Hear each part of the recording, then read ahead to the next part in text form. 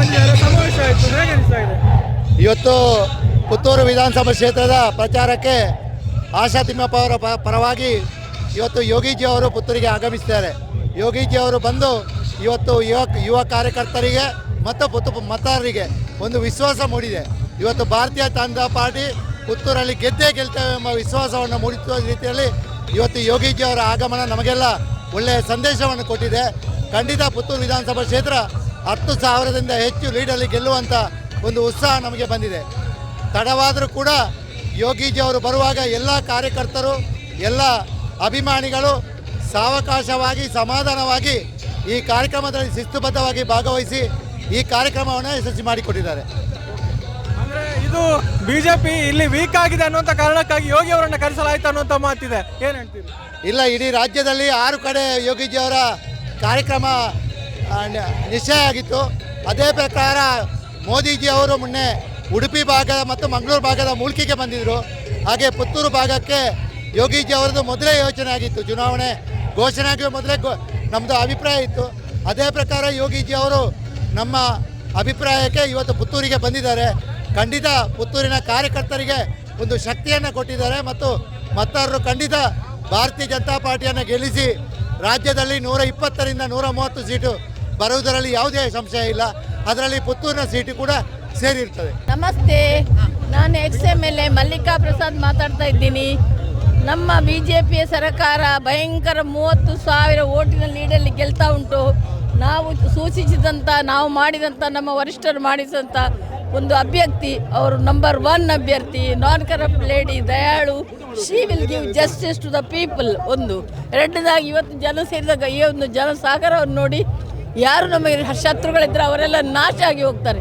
ಏನು ತೊಂದರೆ ಇಲ್ಲ, ನಾವು ಗೆಲ್ತೇವೆ. ಯಾಕೆಂದರೆ ನಮ್ಮ ಪಕ್ಷ ಯಾವಾಗಲೂ BJP ಅಂತ ಹೇಳಿದ ಕೂಡಲೇ ಲಾಸ್ಟು ಅಲ್ಲಿ ಆಗಿರಲಿ ಹೀಗಿರಲಿ ನೋ ಪ್ರಾಬ್ಲಮ್, ಲಾಸ್ಟ್ ಎಲ್ಲ ಒಟ್ಟಾಗ್ತಾರೆ, ಸೇರ್ತಾರೆ, ಗೆಲ್ಲಿರ್ತಾರೆ. ಬಂಟ ಆಗಲಿ, ಶೆಟ್ಟಿ ಆಗಲಿ, ಬ್ರಾಹ್ಮಣ ಆಗಲಿ, ಪೂಜಾರಿ ಆಗಲಿ, they don't bother, just win it.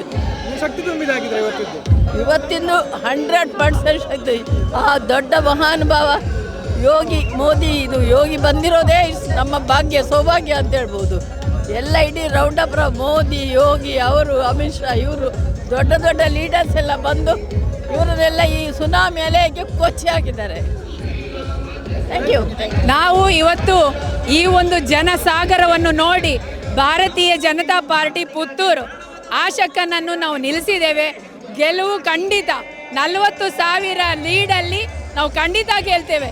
ಈ ಥರದ ಒಂದು ಸಪೋರ್ಟ್ ಬೂತಲ್ಲಿ ನಾವು ಮಾಡಿದ ಕೆಲಸ ಕಾರ್ಯಗಳು ಖಂಡಿತ ನಮಗೆ ಯಶಸ್ಸು ಸಿಗ್ತದೆ ಅಂತ ಹೇಳುವುದು ಯಾವ ಸಂಶಯ ಇಲ್ಲ. ಭಾರತ್ ಮಾತಾ ಕಿ ಜೈ, BJP ಕಿ ಜೈ. ನನಗೆ ಜನಸಾಗರವನ್ನು ನೋಡಿ ನನಗೆ ಯಾವ ಆಲೋಚನೆ ಇಲ್ಲ. ನಾವೊಂದು 10,000 ಜನ ಸೇರ್ಬೋದು ಅಂತ ಹೇಳುವ ಇದ್ದೇವೆ. ಆದರೆ ಇವತ್ತು ನೋಡಿದರೆ ಅದು ಲೆಕ್ಕಕ್ಕೆ ಸಿಗದಷ್ಟು ಜನ ಸೇರಿದ್ದೇವೆ. ಇದುವೇ ನಮ್ಮ ಬಲ. ಖಂಡಿತ ಜಯ ನಮ್ಮದು.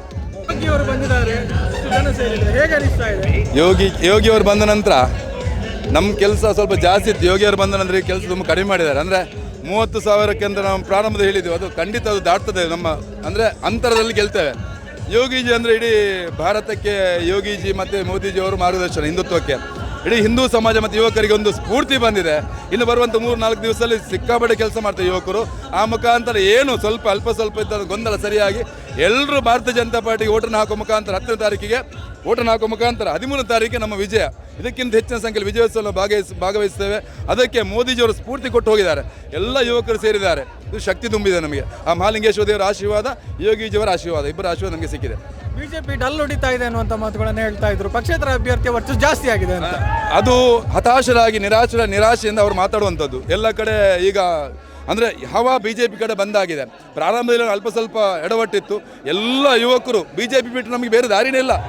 ಬಜರಂಗ ದಳವನ್ನು ಬ್ಯಾನ್ ಮಾಡಲಿಕ್ಕೆ ಹೊಟ್ಟಂಥ ಕಾಂಗ್ರೆಸ್ ಸರ್ಕಾರ, ನಮಗಿರುವಂಥದ್ದು ಕಾಂಗ್ರೆಸ್ BJP ಫೈಟ್ ಇರುವಂಥದ್ದು. ಬಜರಂಗ ದಳ ಒಂದು ದೇಶಭಕ್ತ ಸಂಘಟನೆ, ಬಜರಂಗ ದಳ ಒಂದು ದೇಶಭಕ್ತಿಯನ್ನು ಉದ್ದೀಪನ ಮಾಡುವಂಥ ಸಂಘಟನೆ. ಇದನ್ನೇ ಬ್ಯಾನ್ ಮಾಡಲಿಕ್ಕೆ ಹೊರಟಿದ್ದಾರೆ ಕಾಂಗ್ರೆಸ್ನವರಂದರೆ. ಯುವಕರಿಗೆ ಅದು ಮನದಟ್ಟಾಗಿದೆ. ಯೋಗೀಜಿ ಬಂದಿದ್ದಾರೆ, ಬಜರಂಗಗಳು ಎದ್ದಿದ್ದಾರೆ. ಬಜರಂಗ ದಳ ಆಂಜನೇಯ ಸ್ವಾಮಿಗೆ ಬಾಲಕ್ಕೆ ಏನು ರಾಕ್ಷಸರು ಬೆಂಕಿ ಕೊಟ್ಟರ ಅದೇ ಥರ ಕಾಂಗ್ರೆಸ್ಸನ್ನು ಇಡೀ ರಾಜ್ಯದಲ್ಲಿ ನಿರ್ನಾಮ ಮಾಡಿ ಧ್ವಂಸ ಮಾಡಲಿಕ್ಕೆ ಹೊತ್ತಿಸಿ ಹಾಕಲಿಕ್ಕೆ ಯುವಕರು ಹೊರಟಿದ್ದಾರೆ. ಇದು ಬಜರಂಗಿ ಪಡೆ ಎದ್ದಿದೆ ಅಂತ ಹೇಳಿದ್ರೆ ತಪ್ಪಾಗಲಿಕ್ಕಿಲ್ಲ. ಇವತ್ತು ಪುತ್ತೂರಿಗೆ ಯೋಗಿಜಿಯವರು ಬಂದಿದ್ದಾರೆ. ಯೋಗೀಜಿಯವರು ಬಂದ ತಕ್ಷಣ, ಅವರು ಈ ನೆಲದಲ್ಲಿ ಕಾಲಿಟ್ಟ ತಕ್ಷಣವೇ ಇಲ್ಲಿನ ವಾತಾವರಣ ಪೂರ್ತಿಯಾಗಿ BJP ಅಭ್ಯರ್ಥಿ ಆಶಾ ತಿಮ್ಮಪ್ಪ ಗೌಡರ ಪರವಾಗಿ ಬದಲಾವಣೆಯಾಗಿದೆ. ಅವ್ರ ಪಾದ ಸ್ಪರ್ಶ ಇಟ್ಟ ತಕ್ಷಣ ಆ ಬದಲಾವಣೆ ನಮಗೆ ಗಮನಿಸಲಿಕ್ಕೆ ಆಗ್ತಿತ್ತು.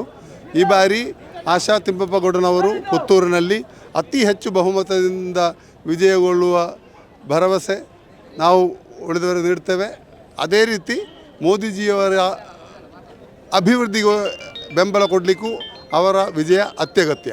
ಪುತ್ತೂರು ಕ್ಷೇತ್ರಕ್ಕೆ ಯೋಗೀಜಿಯವರು ಬಂದಾಗ ಯೋಗೀಜಿಯವರನ್ನು ಕಾಣಬೇಕು ಅನ್ನುವ ಹಂಬಲದಿಂದ ಕಾಸರಗೋಡಿಗೆ ಬಂದಿದ್ದೇವೆ.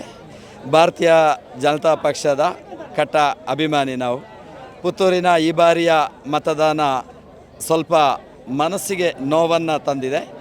ಆದರೆ ನಮ್ಮ ಹಿಂದೂಗಳೆಲ್ಲ ಒಗ್ಗಟ್ಟಾಗಿರಬೇಕು, ಯಾರು ಕೂಡ ಯಾವುದೇ ಗೊಂದಲಕ್ಕೆ ಎಡೆಗೊಡದೆ ಭಾರತೀಯ ಜನತಾ ಪಕ್ಷವನ್ನು ಗೆಲ್ಲಿಸಬೇಕು. ಯಾಕಂದರೆ ಇವತ್ತು ಜಗತ್ತಿನಲ್ಲಿ ಭಾರತೀಯ ಜನತಾ ಪಕ್ಷದಿಂದಾಗಿ ನಾವು ಮೋದಿಜಿಯವರ ನೇತೃತ್ವದಲ್ಲಿ ಮೊದಲನೇ ಸ್ಥಾನಕ್ಕೆ ಹೋಗ್ತಾ ಇದ್ದೇವೆ.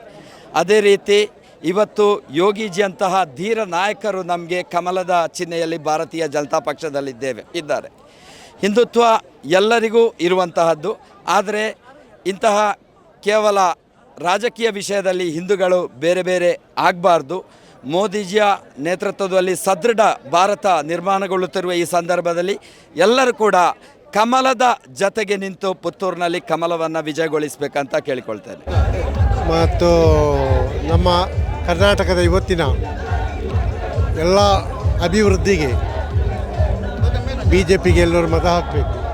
ಮತ್ತು ನಿಜವಾದ ಹಿಂದೂಗಳು ದಯವಿಟ್ಟು ದೇಶವನ್ನು ಕಾಪಾಡಲು ನಿಜವಾದ ಹಿಂದೂಗಳು BJPಗೆ ಊಟ ಹಾಕಿ. ಡುಪ್ಲಿಕೇಟನ್ನು ಬಿಡಿ, ಅದು ಲೆಕ್ಕಕ್ಕಿಲ್ಲ. ನಿಜವಾದ ಹಿಂದೂಗಳಿದ್ದರೆ ಅದು BJPಗೆ ಓಟ ಹಾಕಿ ಭಾರತವನ್ನು ರಕ್ಷಿಸಿ ದುಷ್ಟ ಶಕ್ತಿಯನ್ನು ನಿವಾರಣೆ ಮಾಡಿ ಸತ್ಯ ನೀತಿ ಧರ್ಮವನ್ನು ಮಾಡಿ ನಮ್ಮ ದೇಶವನ್ನು ಕಾಪಾಡಿ. ದೇಶ ಬದಲಾಗಬೇಕಾದರೆ ಜನರ ಚಿಂತನೆ ವಿಚಾರ ಬದಲಾಗಲೇಬೇಕು. ದೇಶದ ಪ್ರಗತಿ ಮತ್ತು ಬದಲಾವಣೆಗೆ, ದೇಶದ ಧರ್ಮ ಸಂಸ್ಕೃತಿಯ ರಕ್ಷಣೆಗೆ ಅಂದು ಇಂದು ಮುಂದೆಂದು BJP. ಪುತ್ತೂರಿಗೆ ಆಶಕ್ಕ, BJPಗೆ ನಿಮ್ಮ ಮತ. ಪುತ್ತೂರಿನಲ್ಲಿ ನೂತನ ಅಲಂಕೃತವಾದಂತಹ ಗೃಹೋಪಕರಣಗಳು ಈಗ ಫ್ಯಾಕ್ಟರಿ ರಿಯಾಯಿತಿ ದರದಲ್ಲಿ. DG furniture factory outlet May 8ರಂದು ಬೆಳಗ್ಗೆ 10 ಗಂಟೆಗೆ ಉದ್ಘಾಟನೆಗೊಳ್ಳಲಿದೆ. ನಿಮ್ಮ ಕನಸಿನ ಗೃಹ ಇನ್ನಷ್ಟು ಆಕರ್ಷಣೆಗೊಳಿಸಲು wardrobe, bedroom set, sofa set, wooden ಕೋಟೆಗಳು ಮುಂತಾದಂತಹ ಎಲ್ಲ ಗೃಹೋಪಕರಣಗಳು ಈಗ ಫ್ಯಾಕ್ಟರಿಯ ರಿಯಾಯಿತಿ ದರದಲ್ಲಿ. ಕನಸಿನ ಈ ರಿಯಾಯಿತಿ ಪೂರ್ಣವಾಗಿ ಉಪಯೋಗಿಸಿಕೊಳ್ಳಲು ಉದ್ಘಾಟನಾ ವೇಳೆಯ ಶುಭ ಮುಹೂರ್ತಕ್ಕೆ ಸ್ವಾಗತಿಸುತ್ತಾ ಇದ್ದೇವೆ. DG furniture factory outlet, Rahims complex, near Darbe circle, Puttur. Suddi channel, ಕ್ಷಣ ಕ್ಷಣದ ಸುದ್ದಿಗಾಗಿ.